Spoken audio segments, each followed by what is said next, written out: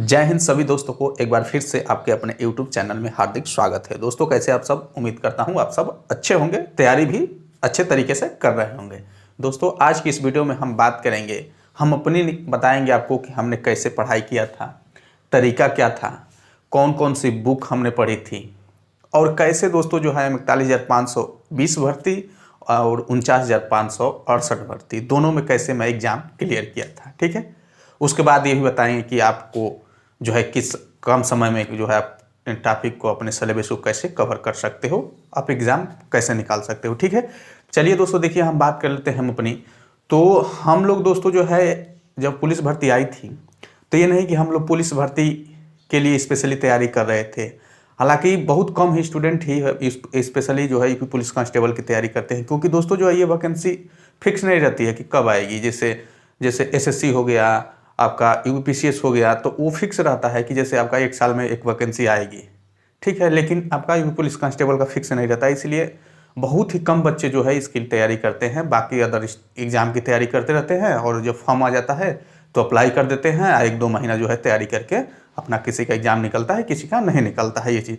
तो हम लोगों के साथ भी दोस्तों जो है ऐसे हुआ, हमारे साथ भी हुआ था। हमारे घर के 2 लोग थे, उनके साथ भी ऐसा हुआ। जैसे हम लोग एसएससी की तैयारी कर रहे थे, एसएससी में हम लोग सीजीएल और सीएचएसएल और सीपीओ की तैयारी कर रहे थे, जिसमें हमको हिंदी तो बिल्कुल नहीं पढ़ना था। उसमें हम लोग हिंदी से बिल्कुल अनजान थे। जो जैसे मैथ हो गया तो मैथ तो मान लीजिए सबके लिए उसमें भी है, सब किसी भी एग्जाम में काम करेगा। रीजनिंग हो गया और उसके बाद आपका इंग्लिश, मतलब ये सब तीनों चीज़ पे सब्जेक्ट पे पकड़ थी। जीके जीएस भी हम उसमें कम पूछता था, यानी उतना उसका रोल नहीं था, तो भी उसमें भी हम वीक थे। और हिंदी में तो बिल्कुल नहीं थे, वो कुछ नहीं, उसमें उसको तो हम लोग पढ़ते ही नहीं थे। ठीक है, तो ये जो हमारी 41,520 की वैकेंसी आई तो हम लोग इसमें फॉर्म अप्लाई किए और हम जब फॉर्म अप्लाई कर दिए, वैकेंसी आ गई, तब हम लोग भी तैयारी करना शुरू किए। हालांकि अभी जो आप लोगों को समय मिला है इससे ज़्यादा हम लोग को समय मिला था। ठीक है, ऐसा नहीं है कि आप लोगों को जितना समय मिल रहा है इतना नहीं, हम लोग को ज़्यादा समय मिला था तैयारी करने का। ठीक है, तो हम लोग तैयारी किए, तो इसमें आप जो है 41,520 क्लियर हो गया। उसके बाद जैसे हम लोग ट्रेनिंग कर रहे थे तो 49,568 के लिए तो कोई प्रिपरेशन नहीं किया था। इसी के प्रिपरेशन पर 41,520 के प्रिपरेशन पे 49,568 का भी एग्ज़ाम निकल गया था। हालांकि एक ही दोनों पोस्ट है, एक ही स्टेट की है, तो हम लोग जो है इसकी ट्रेनिंग, तो इसके लिए ना फिजिकल देने गए ना डीवी, मतलब कुछ रेस उसके लिए कुछ नहीं है, उसको छोड़ दिए। ठीक है, अब देखिए दोस्तों मैं एकदम रियली मैं क्या क्या था इसके लिए, ये नहीं कि मैं इसके लिए स्पेशली कोई बैच खरीदा था या कोई स्पेशल बुक पढ़ा था, ऐसी कोई बात नहीं है। देखिए मैं क्या पढ़ा था, मेरा तरीका क्या था। देखिए दोस्तों मैथ जो है जो है RS अग्रवाल की मैथ है, तो उसके लिए तो हम लोग SSC CGL के लिए पढ़ते थे, तो वो तो तैयार था। तो मैथ दोस्तों जो है कहने का मतलब कि आप किसी भी बुक से पढ़ेंगे तो मैथ तो तैयार हो जाएगा। इसमें भी पुलिस कांस्टेबल में ज़्यादा मैथ का चैप्टर तो है नहीं, आपका 18-19 प्रश्न आना है, तो ये जो है इसमें आपका मैथ का उतना रोल नहीं है। ठीक है, अब रही बात दोस्तों जो है आपका रीजनिंग की, तो रीजनिंग हम लोग भी उस चाहे किसी भी एग्जाम की तैयारी करें, रीजनिंग आपका कंप्लीट रहता है, यानी मैथ रीजनिंग हमारा कंप्लीट था। दिक्कत हमको था जीके जीएस एंड हिंदी में। तो देखिए दोस्तों जीके जीएस और हिंदी के लिए मैं क्या किया था, जीके जीएस के लिए दोस्तों जो है मैं एक जो है पूरा लूसेंट जो होता है, ठीक, लूसेंट जो बुक आती है आप जानते हैं, लूसेंट बुक को दोस्तों जो है मैं समझ जाइए कि मैं रट लिया था। ऐसा नहीं है कि इसमें इसको पूरा रट गया था। ठीक है, और रटने के बाद दोस्तों इसमें मैं हाइलाइटर से हाईलाइट कर दिया था, कुछ इंपॉर्टेंट पॉइंट्स होते हैं, टॉपिक होते हैं, उसको मैं हाईलाइट कर दिया था। हालांकि सभी स्टूडेंट लगभग हाईलाइट करते हैं, तो हमने भी हाईलाइट कर दिया था। ठीक है, अब उस हाईलाइट का कब यूज़ होता है दोस्तों, इसको भी हम बताएंगे। तो लूसेंट को मैं पूरी अच्छी तरह से कई बार पढ़ लिया था। ठीक है, मान लीजिए हम एसएससी के लिए जब तैयारी करते उसके लिए तो पढ़े ही थे, और जब इसके लिए तो इसको जो है 2 बार और हम कंप्लीट कर लिए और हाईलाइट कर दिए। ठीक, इसको रट लिए थे। ठीक ना, इसमें मैं कोई ट्रिक अप्लाई नहीं किया था, जितना हो सके मैं पढ़ लिया था। ठीक, अब आइए यूपी जीके के लिए। यूपी जीके के लिए, तो यूपी जीके के लिए दोस्तों जो है एक आती है घटना चक्र की, अभी भी आ रही है, बहुत मस्त है घटना चक्र। घटना चक्र की बुक आती है जिसमें लिखा रहता है तथ्य सार। ठीक है, तथ्य सार। घटना चक्र की बुक आती है, उत्तर प्रदेश घटना चक्र लिखा रहेगा और तथ्य सार लिखा रहेगा। इस बुक को मैं खरीद कर दोस्तों जो है इतना अच्छी तरह से रट लिया था कि अब कहीं से कोई एग्जाम प्रश्न आ जाए एग्जाम में तो हमसे छूटेगा नहीं, इतना हमको आत्मविश्वास हो गया था, इतना मैं रट लिया था। ऐसा हुआ भी मेरे साथ, ठीक है। तो इसको मैं रट लिया था और रटने के बाद दोस्तों जो इंपॉर्टेंट पॉइंट्स है इसी के अनुसार, लुसेंट के अनुसार, उसको मैं हाईलाइट कर दिया था, ठीक ना। इसमें भी मैं हाईलाइट कर दिया था। अब देखिए दोस्तों इस क्या हुआ, इन दोनों को मैं हाईलाइट कर दिया था। अब यहाँ पे हम थोड़ी रीजनिंग की भी बात कर लेते हैं, ठीक है। उसके बाद हम इसको बताएंगे। रीजनिंग में दोस्तों जो है देखिए, मैं इसके लिए अभी हम जानते हैं कि इसमें हमारा जो है यूपी कांस्टेबल में रीजनिंग का बहुत बड़ा रोल है, क्योंकि इसमें 55 से 56 प्रश्न केवल रीजनिंग के आने हैं। यानी सक्सेस का मेन जो है खलनायक जो है आपका रीजनिंग है, यही मेन हीरो है, ठीक है, सफलता का। तो दोस्तों जो है इसको हम कुछ नहीं, आर के झा के जितने भी नॉन वर्बल चैप्टर है, सब चैप्टरों को हमने अच्छी तरीके से उस पर कमांड कर लिया था, उसको कवर कर लिया था, ठीक है। आप चाहे जैसे भी आप प्रैक्टिस कर लिया था साथ में साथ कि आप कहीं से भी क्वेश्चन लाओ तो हम सॉल्व कर लेंगे, ठीक है। तो ये चीज़ हुआ, ऐसा हुआ भी मेरे साथ एग्जाम में, ठीक। अब देखिए दोस्तों, अब इस सबसे पहले यहाँ हम बात कर लेते हैं यूपी जीके की। हमने कहा कि घटना चक्र की बुक को, तथ्य सार को खरीद के रट लिया था और हाईलाइट कर दिया था।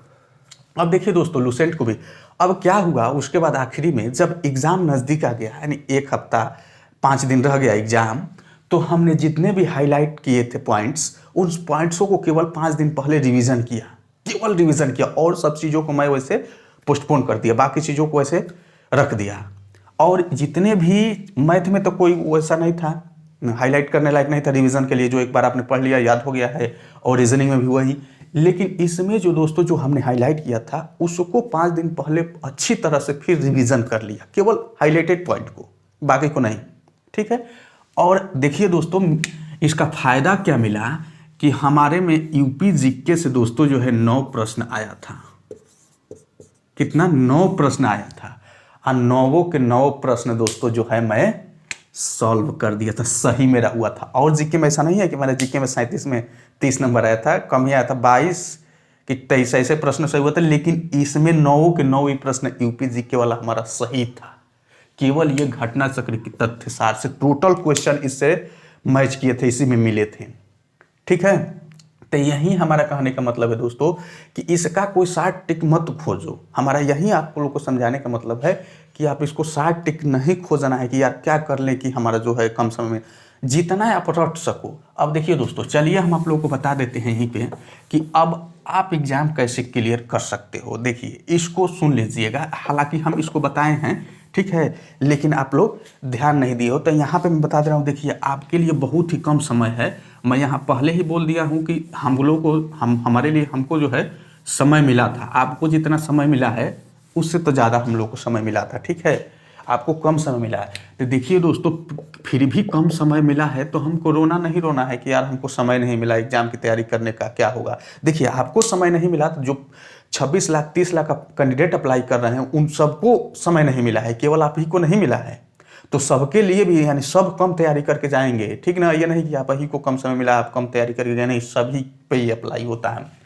हिंदी हो गया आपका, रीजनिंग हो गया, ठीक है, मैथ है, और आपका जीके, ठीक है।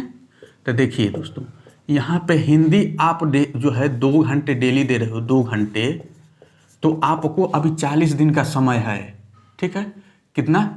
40 दिन का समय है, आराम से क्लियर हो सकता है कि ना। 40 दिन का समय, 2 घंटे इस पर दो, रीजनिंग के आपका जो है 3 घंटे दो, ठीक है।